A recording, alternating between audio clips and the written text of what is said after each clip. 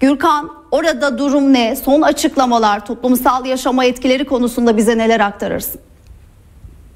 Bugün İran'ın başkenti Tahran'da herhangi bir saldırı girişimi olduğuna dair bir bildirim gelmedi. Bizler de buna şahitlik etmedik, tanıklık etmedik. Bugün başkent Tahran'ın önceki günlere göre çok daha sakin bir günü geride bıraktığını söyleyebilirim. Buna paralel olarak başkent sokaklarında İranlılar konvoylarla, araç konvoylarıyla, motosiklet konvoylarıyla geçişlerini, gezilerini devam ettiriyorlar ve yüksek sesle de marşlar, mersiyeler, müzikler çalınıyor. Bu konvoyların geçişi sırasında bir pikap üzerine yerleştirilen büyük hoparlörlerle bu konvoylar düzenleniyor. Bununla beraber az önce İran Cumhurbaşkanı Mesut Pezeşkiyan'ın Fransa Cumhurbaşkanı Macron'la bir telefon görüşmesi yaptığı bildirildi. İkili görüşmede Cumhurbaşkanı Mesut Pezeşkiyan, Macron'un güven inşası gerekliliği konusundaki açıklamalarına yanıt olarak aslında Pezeşkiyan şunu ifade ediyor. Başından beri dünyadaki tüm ülkelerle güven ve karşılıklı saygıya dayalı işbirliğini güçlendirmeye çalıştık ve çalışıyoruz. Ancak bu süreci ilk günden itibaren Şehit Heniye'ye yönelik Tahran'da sabote düzenleyen ve bu süreci bozan Siyonist rejimde ifadelerini kullanıyor. Bununla beraber barışçıl nükleer faaliyet alanında güven inşa etmek için konuşmaya ve işbirliğine hazırız açıklaması yaptı Mesut Pezeşkiyan. Ancak bazı şartları da var Tahran'ın. Bunları da ifade ediyor Mesut Pezeşkiyan. İran'ın sorunları çözmek için müzakere etmeye ve konuşmaya hazır.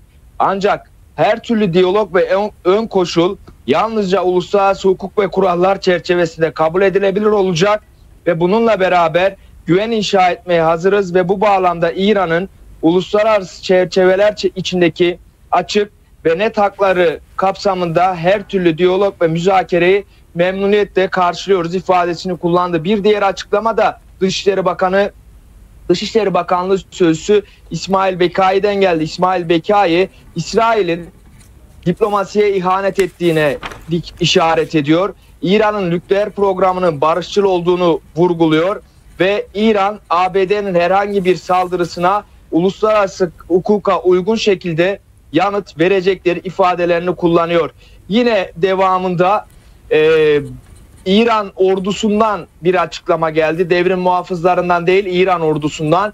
İran ordusu son 24 saatte işgal altındaki topraklara, yani İsrail'e, İran İslam Cumhuriyeti ordusunun çeşitli tiplerdeki onlarca yıkıcı İHA'sı fırlatılarak bir İHA saldırı sürecinin 7. ve 8. aşamalarının yapıldığı, alınan bilgilere göre de İHA'ların çoğunun hedeflenen hedefleri vurduğunu gösterdiği bildirildi ordudan yapılan açıklamada. Devamında İsrail bugün Huzistan'a bağlı Ahvaz kentinde bir sağlık merkezini hedef aldı ve bu sağlık merkezinde yaralı ve can kaybı olmasa da bazı maddi hasarlar var. Bununla beraber bir de yine bölgede Kirmanşah kentinde bir Kızılay helikopteri İsrail saldırısında hedef alındı ve helikopterde delikler oluştu. Diğer yandan yurt içindeki İsrail işbirlikçilerine, İsrail casuslarına karşı da operasyonlar kararlılıkla sürdürülüyor. Başkent Tahran'ın çeşitli noktalarına kontrol noktaları kurulmuş durumda. Araçlar denetleniyor. Şüpheli araçların üzerine gidiliyor.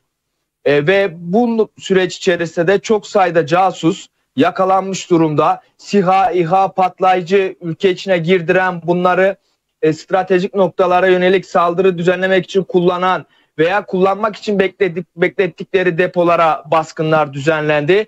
Ağır darbeler vuruldu yurt içerisindeki İsrail casuslarına ve darbeler arttıkça İran içerisinde, İran şehirlerinin semalarında daha da huzurun hakim olmaya başladığına şahit oluyoruz. Elbette bugün dikkat çeken noktalardan birisi de bu casusların bazılarının sorgulamasını İran Yargı Erki Başkanı Eyje'nin yapması. Eyje suçluyu ya da şüpheliyi karşısına aldı yanında da Ulusal Polis Teşkilatı'nın komutanı birlikte suçluları tek tek sorguladılar ve EYJE burada yaptığı açıklamada savaş koşulları içerisinde olduklarını, 2 ay gibi uzun bir süreye bu sorgulamaların, bu soruşturmaların, bu davaların bekletilemeyeceğini vurguladı. Hızlı bir şekilde sonuca gideceklerini kaydetti. Diğer yandan petrol satışlarında aksama yok. Gıdada aksama yok. Aksine ülke içerisine onlarca tondan oluşan yeni sevkiyatlar yapıldı. Elektrik, su, gaz konularında da herhangi bir aksaklık yaşanmıyor. Bazı bankalara yönelik siber saldırılar yapılmıştı. Bunlardan bir bankaya yapılan siber saldırı 2 gün önce püskürtülmüştü. Bir diğeri de bugün püskürtüldü ve vatandaşlara hizmet vermeye başladı bu söz konusu banka. Bunlarla beraber İran gün içerisinde ifade ettik zaman zaman İsrail'e karşı SİHA İHA operasyonlarını yürütüyordu. Kum'dan bir acı haber geldi. Kum'da 16 yaşındaki bir genç bir sivil binada İsrail SİHA'larının hedefi oldu ve hayatını kaybetti. 16 yaşındaki genç ve şehit olarak yazıldı ismi. Son olarak da İran Uluslararası Atom Enerji Ajansı Genel Müdürü Rafael Grossi hakkında yasal adımlara başvurmaya başladı. Birleşmiş Milletler'e suç duyurusunda bulundu. İran, Grossi'nin tarafsızlığı yitirdiği, İsrail'in nükleer tesislere yönelik saldırılarına tepkisiz kalması nedeniyle İran bu adımı attığını bildirdi. Teşekkür ediyoruz. Tahran'daki hem siyasi kanada ilişkin hem toplumsal yaşamı, dinamikleri etkileyen pek çok konuya ilişkin ayrıntıları aktardı. Peki Gürkan Demir neler söyledi? Televizyonlarını yeni açan izleyicilerimiz için hemen hatırlatmak isterim.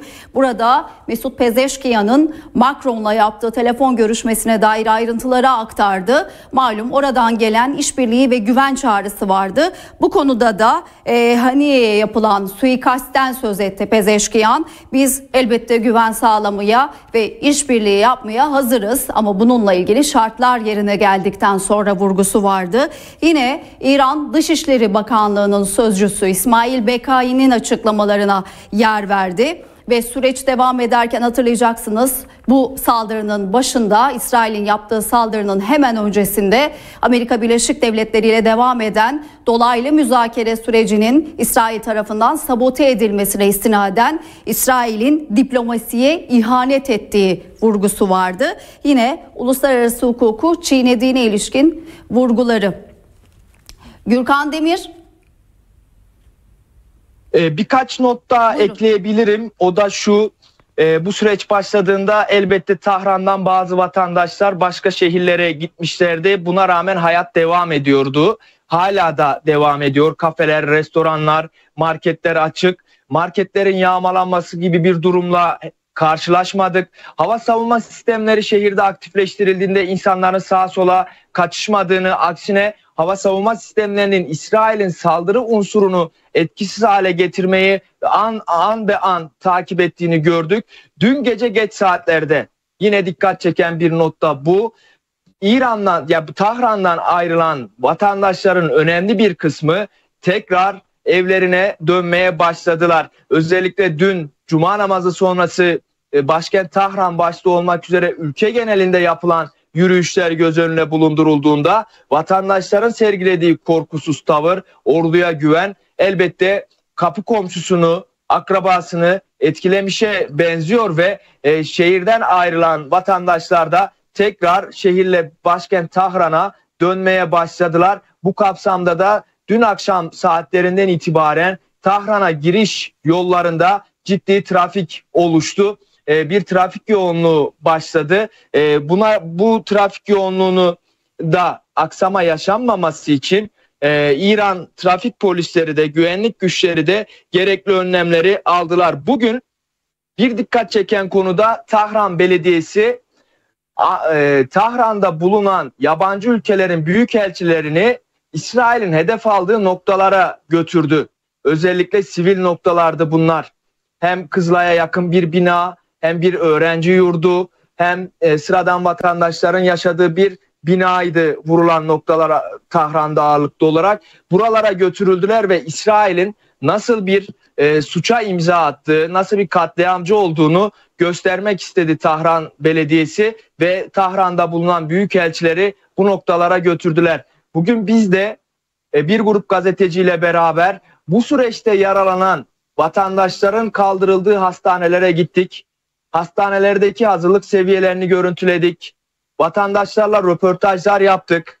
Birazdan bunları ekranlara taşıyacağız daha ayrıntılı bir şekilde. Hastanelerde şunu gördük. Alarm seviyesinin yükseltildiği, olası can kayıpları veya sivillerin yaralanmasına karşı gerekli hazırlıkların yapıldığı, bu noktada sağlık ordusunun bir anlamda, bu ordu olarak da tarif edebiliriz sağlık çalışanlar. Çünkü onlar da zaman zaman İsrail'in saldırısında hayatını kaybediyor, şehit oluyor, hedef alınıyorlar. Bu kapsamda savaş ordusu da, sağlık ordusu da İran'ın cephe hattında ve onlar da seferber olmuş durumda. İran halkıyla dayanışmalarını sürdürüyorlar.